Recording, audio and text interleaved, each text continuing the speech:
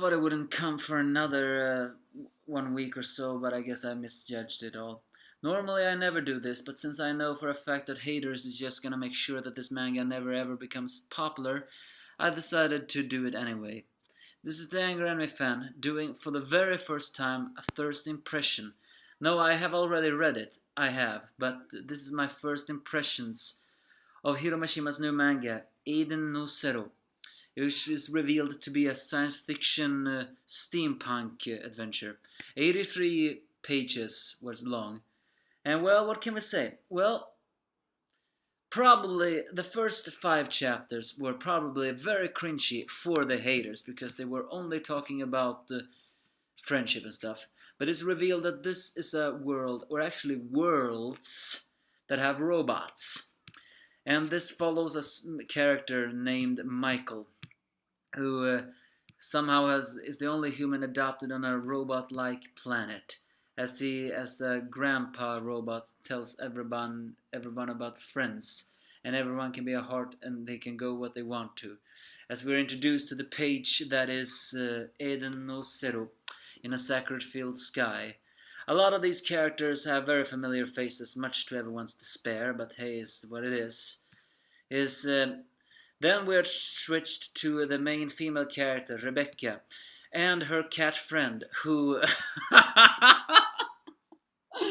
Let me just laugh a little bit. As soon as everyone saw that cat, everyone began to say, "Oh, Hiro Mashima, I know you have a tendency to do copy of your work, but can you at least try to make a new character?" But you know what is funny? That is not a new character! It is Happy! I don't know why I'm laughing, actually. I think I'm laughing a little bit like, are you serious, Hiro Mashima? You actually created another Happy? Could you at least have created a Happy with clothes? Well, either way, they enter the fantasy land, which is surrounded by robots who all seems to greet them very wonderfully. It's called Grand Bell. As Rebecca and Happy all makes themselves um, useful, we see some very large callbacks to Fairy Tail, especially the fact that this place is a very similar to Magnolia, and the fact that they also have a Let's quest. As they go on to it, we are met with a robot cat, and it's revealed that Rebecca has a sweet spot for, well, cats. I guess that's why her favorite friend is a talking cat. It's during this time we run into Michael, who has a long hair, very aching to get Jill at the moment. And of course, he greets her in a very typical Hiro Mashima way, which I like. Especially first feeling her and also feeling her boobs, and then later on begins to look up her skirt. That's typical Hiro Mashima style, and I like that. So, well, they get all on the wrong foot, but Michael wants to be friends with Rebecca, but of course Rebecca is a little bit, turned off by all of this. So they all walk away to a bar until they run into the guy. Actually, his name isn't Michael when I think about it. I thought it was, but the robots call him Shiki. So, well, it's and apparently Shiki fixes all these robots and are friends with them. But during the night, however, the a robot talks to a king who says something is going on. And during the night, however, Rebecca is kidnapped and Shiki goes to the execution, where apparently all the robots, including the king robot, has shown a very menacing-like ability. Apparently a virus has made them self-aware, and they are considered now, and they are hated humans. According to them, they only acted to care for Shiki all this time.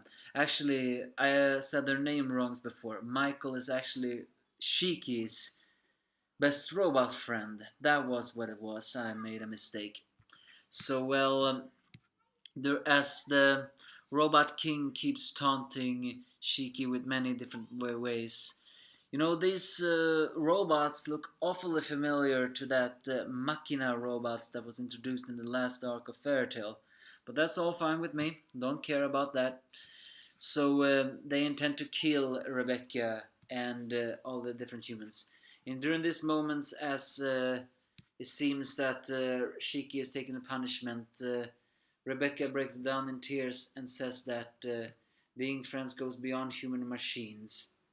If you forget, and it's during that moment that Shiki remembers the words that his grandfather left him. If you get friends who will cry for you, never let them go. And it's during that time that Shiki apparently activates a power. It is not yet explained what kind of power that Eden no Zero has, given to the fact that haters is going to make sure that this manga is never ever going to become popular again, then it's very unlikely we will find out.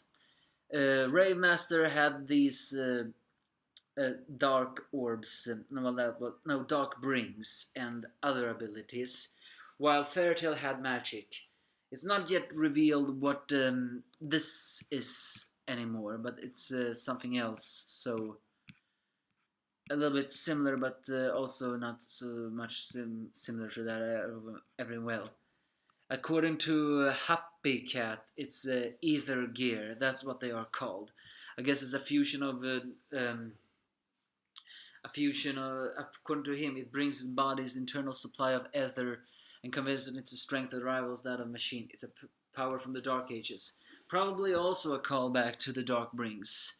So later way, Shiki fights the king and manages to defeat him after a powerful punch, but saves Rebecca when it seems to falling. During this time, they travel to the ship where Rebecca takes Shiki on board as Aqua Wind take off. And when they finally are off, it's revealed though that this entire manga is not taking place in one place. No, it's taking a place in the stars. That is actually quite unique for a Hiro Mashima manga. While people may criticize this manga for once again having the find about the friendship and all that stuff, at least this is unique. They are traveling through space. And a very neat way to be so showing about the other thing. So Shiki is very amazed by all this. As Rebecca revealed, she is from the planet Blue Garden, and during that time moment, they are met up with mechanical dragons, because the first chapter of this, no, the first page of this talk talked about dragons, which is another thing the haters are all gonna cringe about. However, I wouldn't exactly call these dragons, so relax. These are basically mechanical-like dragons. Back on the field of Grimbel, it's actually revealed that everything they did to show that evil side and stuff like that, that was all a play. They really did care about Shiki. However, it's revealed that these robots were eventually gonna stop functioning, and Shiki were the only one who could fix them. But Shiki once upon a time wished to take a travel out in the space. So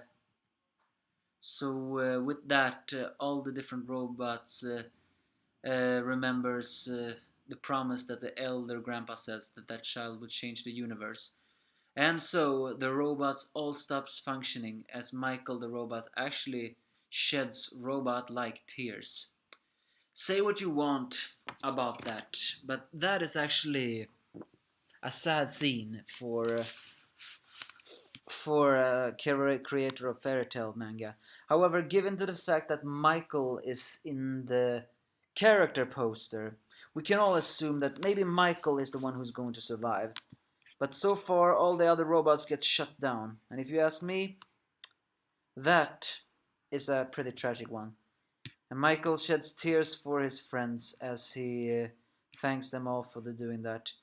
And he now embarks on the adventure and to make 100 friends in the universe. And this is, and in time, the universe will know to his name as Shiki Grambel. That is Eden no Zero. Okay, so what can I say? Well, yes, it has a lot of callbacks from Rave Master and Fairy Tail. Given to the fact that I love Rave Master, I actually do not mind these callbacks. What is these callbacks from Rave Master though? Oh, well, basically a kid being stuck on an island and then having a fateful encounter and changing it all for one thing, and also having a father figure that disappeared because it's not yet told what happened to that grandfather of his. Maybe he disappeared or maybe he stopped functioning, who knows. But it also has very strong references to fairy tale, which may not be very good. I mean, it's good for me, but given the fact that there are more haters than lovers to the fairy tale manga, it's very obvious that this is not going to help people to read it. In fact, I'm pretty sure people are just going to read this one chapter and the hate is just going to increase. I would just want to give the middle finger to every single one of those people. So they talk about friendship, but it has minor deconstruction of friendship. Certainly they have friendship moments here, but it was also the fact that the friends sometimes wants to help you even if when you feel like you cannot move on. So in a way, it's selfless sacrifices of that way. And Shiki here is turned out to be I wouldn't say an emotional immature person, but he clearly do not know what it is about humans, seeing that he's the only human uh, on that planet before. So he wants to make friends as he heads out with Rebecca and yes, happy one.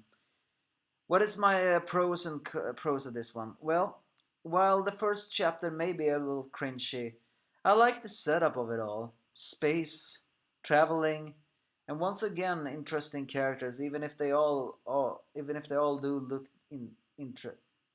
the same. Even that falling out of the robots felt a little bit interesting in a moment. It has a steampunk science fiction power of it all, a science fiction fantasy. That is the concept of a like. The cons is, as before, it's very heavily feuded with the power of friendship. That is not a con for me, but I know it's a con for the rest of the world, so it's better just to say that rather than nothing at all. Also, another con is the fact that Happy is back. I actually wished he wasn't back. That is so far my one and only big complaint about this one. I will not defend that a single bit.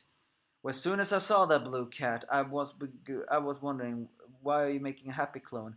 And it turns out it's not a happy clone. It is literally just a happy. Why? No freaking idea. This is just the first chapter. Next chapter was called The Girl in the Blue Cat, so who knows? Who knows? But either way, we also see the cast of these characters, so to speak. Shiki, also Rebecca, well, what can we say about her? Is she a typical Hiro Mashima female character? Well, yes and no. She is the adorable.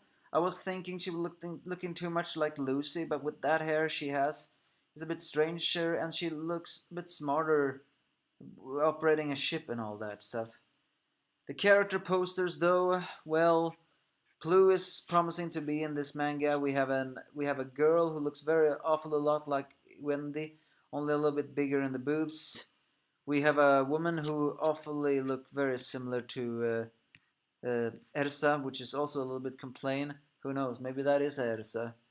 We have a shadow-figured hair guy, a guy that may be a Big Brother figure because he looks very much like Luxus, an older man, and a blonde girl, and a silver-haired guy.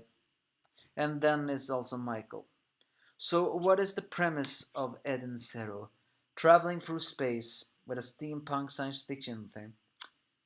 Well, I'm interesting. I'm interested. I'm gonna keep reading. But again, I am pretty sure this manga is not gonna work.